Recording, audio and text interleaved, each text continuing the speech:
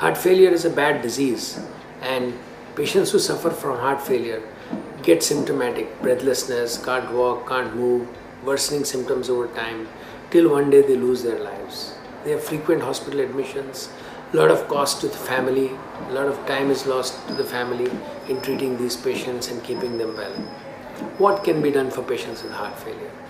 Treatment can be in the form of some sort of a surgical intervention, some sort of a device intervention, and it can be in forms of medical treatment. So what are the causes of heart failure? They can be post-heart attack, valvular heart disease, congenital heart disease, and sometimes simple cardiomyopathy. For no reason, the heart dilates, called idiopathic cardiomyopathy, and the heart fails. What can be done? If the patient has had a heart attack, these patients can have bypasses, and if the heart has dilated, then these hearts can be remodeled by a procedure called surgical ventricular restoration. Many a times the valves are also bad, so these valves can be repaired by doing a mitral valve repair. Some patients who just have simple valvular heart disease can have valve replacement surgeries or valve repair surgeries, and they also can be treated of their cause of heart failure. In patients with idiopathic cardiomyopathy, or as we call dilated cardiomyopathy, several things can be done. One, if there is a rhythm disturbance, as we call interventricular conduction defect, then these patients can get devices called CRTs, which can restore the rhythm back to normal and help these hearts beat better.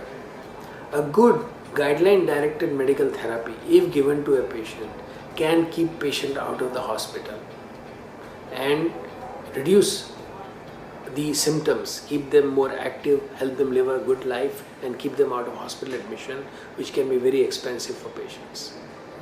Over and above this, lifestyle management is equally important. Diet should be good, salt restriction should be there, only adequate amount of salt should be taken. Second, fluids. Fluids should be taken according to the doctor's advice. What we usually recommend is around 1.5 to 2 liters of fluid. Also, breathing exercises are very important. Patients should have good incentive spirometer, breathe well, and keep themselves in a good pulmonary condition.